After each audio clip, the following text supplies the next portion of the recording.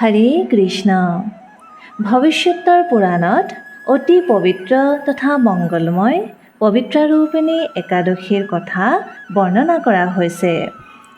2024 বৰ্ষৰ পবিত্ৰাৰূপিণী একাদশী এই মাহৰ অৰ্থাৎ আগষ্ট মাহৰ 16 তাৰিখ শুক্ৰবাৰে সমাগত হৈছেহি।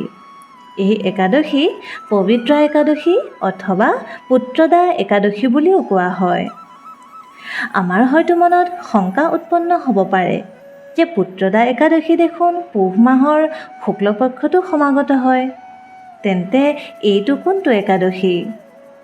দৰাচলতে বছৰত দুবাৰ এনে একাদশী সমাগত হয় যাক পুত্ৰদা একাদশী বুলি কোৱা হয়, আৰু এই দুয়োটা একাদশীয়ে সমভাৱে মংগলকাৰী তথা পুত্ৰ প্ৰদান কৰোঁতা হয়।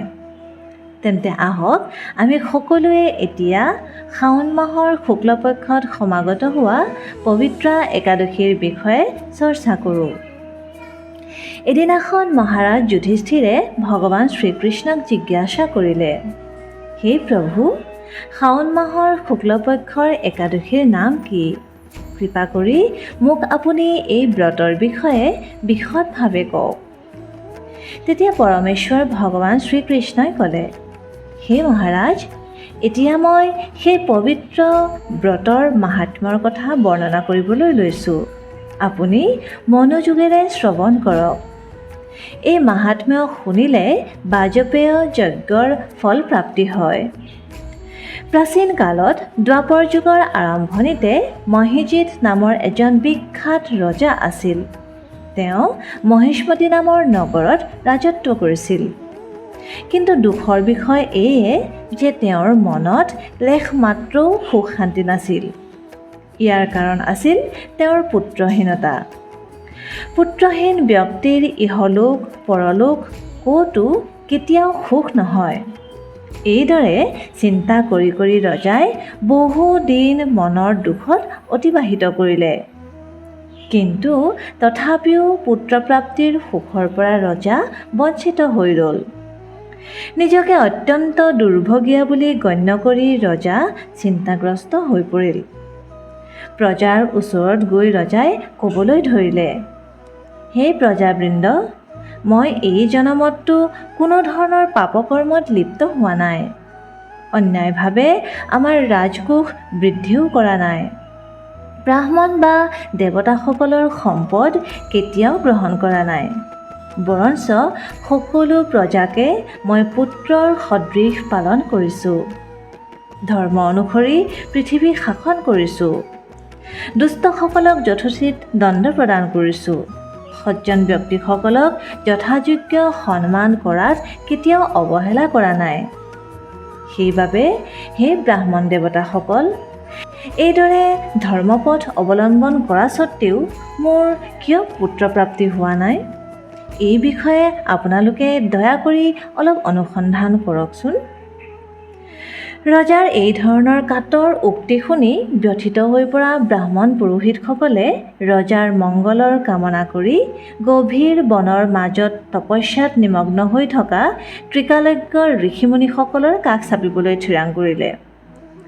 বনৰ মাজত বিভিন্ন ঋষিমুনিৰ আশ্ৰম অতিক্ৰম কৰি গৈ গৈ তেওঁলোক এজন মুনিৰ সন্ধান পালে।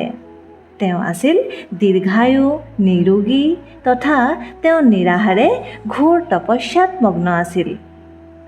সৰ্বশাস্ত্ৰত বিশাৰদ, ধৰ্মতত্ত্ব জ্ঞাতা তথা ত্ৰিকালজ্ঞ সেই মহামুনি লোমশ নামেৰে পৰিচিত আছিল। ব্ৰহ্মাৰ এক কল্প অতিবাহিত হ'লে সেই মুনিৰ শৰীৰৰ পৰা এডাল নোম মাত্ৰ সৰি পৰিছিল। সেইবাবে এই মহামুনিৰ নাম পৰিছিল লোমশ। তেওঁৰ দৰ্শন লাভ কৰি সকলো ধন্য হৈ পৰিল। তেওঁলোকে নিজৰ মাজতে আলোচনা কৰিলে যে দৰাচলতে আজি আমাৰ বহু জন্মৰ সৌভাগ্যৰ ফলতহে এই মুনিবোৰৰ আমি সাক্ষাৎ লাভ কৰিলোঁ। তাৰপিছত ঋষিয়ে তেওঁলোকক সম্বোধন কৰি ক'লে, হে ব্ৰাহ্মণ দেৱতাসকল, কি কাৰণত আপোনালোক এইখিনিত আহি উপস্থিত হৈছেহি আৰু কিয় আপোনালোকে মোৰ ইমান প্ৰশংসা কৰিছে? সেই কথা স্পষ্ট কৰি ব্যক্ত কৰকচোন। আপোনালোকৰ যাতে মংগল হয় তাৰ বাবে মই নিশ্চয় প্ৰয়াস কৰিম। তেতিয়া ব্ৰাহ্মণসকলে ক'লে, হে ঋষিবৰ, আমি যি উদ্দেশ্যলৈ এই ঠাইত উপনীত হৈছোঁহি আপুনি কৃপা কৰি সেয়া শুনক। এই সমগ্ৰ পৃথিৱীতে আপোনাৰ সদৃশ শ্ৰেষ্ঠ ব্যক্তি আৰু কোনো নাই। মহিজিত নামৰ আমাৰ ৰজা নিঃসন্তান হোৱা বাবে অতি দুখেৰে দিন যাপন কৰিছে। আমি হৈছোঁ তেওঁৰেই প্ৰজা। আমাক পুত্ৰৰ সম তেওঁ পালন কৰে, কিন্তু তেওঁ পুত্ৰহীন হোৱা বাবে আমি সকলোৱেও মৰ্মাহত হৈ পৰিছোঁ। তেওঁৰ দুখ দূৰ কৰিবৰ নিমিত্তে আমি এই বনত প্ৰৱেশ কৰিছোঁ। হে ব্ৰাহ্মণ শ্ৰেষ্ঠ, আমাৰ ৰজাই যাতে পুত্ৰৰ মুখ দেখা পাবলৈ সক্ষম হয়, আপুনি কৃপা কৰি এনে কোনো উপায় আমাক প্ৰদান কৰক। তেওঁলোকৰ কথা শুনি মুনিবৰ ধ্যানমগ্ন হৈ পৰিল। কিছু সময়ৰ পাছত তেওঁ ৰজা মহিজিতৰ পূৰ্বজন্মৰ বৃত্তান্ত ক'বলৈ ধৰিলে। তেওঁ ক'লে যে এই ৰজা পূৰ্বজন্মত এজন বৈশ্য আছিল। তেওঁৰ দ্বাৰা এবাৰ এক অন্যায় কৰ্ম সংঘটিত হ'ল। ব্যৱসায়ৰ সূত্ৰে তেওঁ এবাৰ এখন গাঁৱৰ পৰা আন এখন দূৰণিৰ গাঁৱলৈ যাত্ৰা কৰিছিল আৰু জেঠ মাহৰ শুক্লপক্ষৰ দশমীৰ দিনা যাত্ৰাৰ পথত তেওঁ অতিশয় তৃষ্ণাতুৰ হৈ পৰিল। সেইদৰে ভৰ দুপৰীয়া পিয়াহত অণ্ঠ কণ্ঠ শুকাই থকাৰ সময়তে এখন গাঁৱৰ অন্তত তেওঁ এটা জলাশয় দেখা পালে। তৎক্ষণাত তাত তেওঁ পানী খাবলৈ গ'ল আৰু সেই সময়তে এজনী গৰুৱেও তাইৰ পোৱালিটোৰ সৈতে তাতে পানী খাই আছিল। কিন্তু এওঁ সিহঁতক তাৰ পৰা আঁতৰাই খেদাই দি তাত জল পান কৰিবলৈ ধৰিলে আৰু সেই পাপকৰ্মৰ ফলস্বৰূপেই তেওঁ এতিয়া পুত্ৰসুখৰ পৰা বঞ্চিত হৈছে।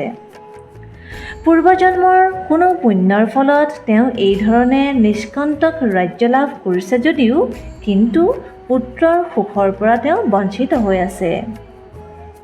এই কথা শুনি ব্ৰাহ্মণ পুৰোহিতসকলে ক'লে, হে মুনিবৰ, শাস্ত্ৰত উল্লেখ আছে যে পুণ্যকৰ্মৰ দ্বাৰা পাপ ক্ষয় হয়।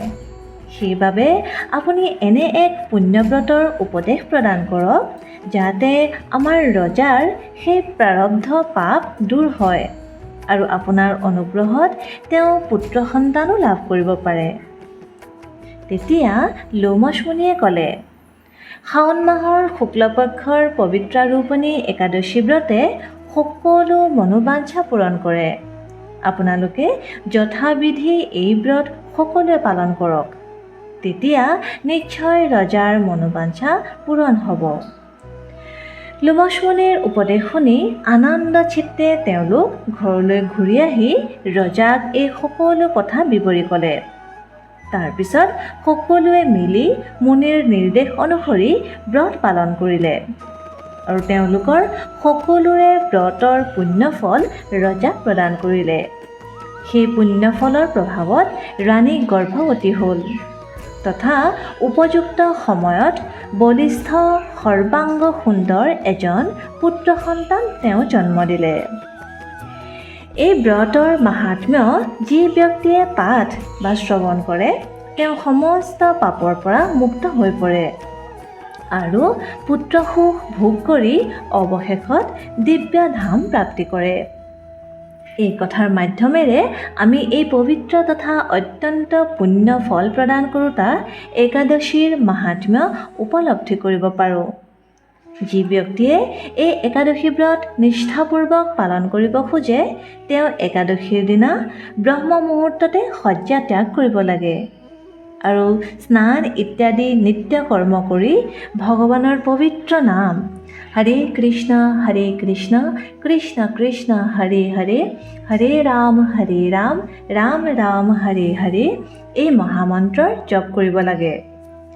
এই দিনটোত কোনো ধৰণৰ অন্ন, দাইল, চাউল ইত্যাদি সেৱন কৰা উচিত নহয়। ব্যক্তিয়ে নিজৰ শাৰীৰিক ক্ষমতা অনুসৰি নিৰ্জল, সজল অথবা ফলাহাৰ কৰি উপবাস কৰিব পাৰে। কিন্তু সবাতোকৈ গুৰুত্বপূৰ্ণ কথাটো হৈছে ইয়ে যে একাদশীৰ দিনা যিমান পাৰি সিমান হৰিনামৰ জপ কৰিব লাগে, হৰিকথাৰ শ্ৰৱণ কীৰ্তন কৰিব লাগে তথা শাস্ত্ৰ অধ্যয়ন ইত্যাদি কৰিব লাগে। আৰু এই একাদশীৰ দিনাৰ পৰাই আন এক অত্যন্ত মহত্বপূৰ্ণ উৎসৱৰো আৰম্ভণি হয়, আৰু সেয়া হৈছে শ্ৰী শ্ৰী ৰাধা গোবিন্দৰ ঝুলন যাত্ৰা। এই উৎসৱ বৃন্দাবনৰ খুব ডাঙৰ তথা সবাতোকৈ প্ৰিয় উৎসৱবোৰৰ ভিতৰত এটা, যিটো বৰ্ষা ঋতুৰ আগমনৰ আনন্দত শ্ৰী শ্ৰী ৰাধাকৃষ্ণৰ বিগ্ৰহক জোলনাত তুলি ঝুলোৱা হয়। বৃন্দাবনত এই উৎসৱ শাওণ মাহৰ শুক্লপক্ষৰ তৃতীয়াৰ পৰা আৰম্ভ হৈ পূৰ্ণিমা পৰ্যন্ত পালন কৰা হয়। কিন্তু শ্ৰীল প্ৰভুপাদৰ নিৰ্দেশ অনুসৰি ইস্কন মন্দিৰত এই উৎসৱ 5 দিন পৰ্যন্ত পালন কৰা হয়, যিটো পবিত্ৰ একাদশীত আৰম্ভণি হয় আৰু বলৰাম পূৰ্ণিমাৰ দিনা সমাপ্তি ঘটে। এই 5 দিনত মন্দিৰত কীৰ্তন কথা হয় তথা প্ৰসাদ বিতৰণ কৰা হয়। তেন্তে আহক ভগৱান শ্ৰীকৃষ্ণ তথা শ্ৰীমতী ৰাধাৰাণীৰ চৰণ কমলত ধ্যান কেন্দ্ৰিত কৰি তথা তেওঁলোকৰ কৃপাৰ ভিক্ষা মাগি পবিত্ৰ একাদশীৰ পালন কৰোঁ তথা ভক্তিৰ পথত উন্মুখ হোৱাৰ প্ৰয়াস কৰোঁ। ধন্যবাদ। হৰে কৃষ্ণ।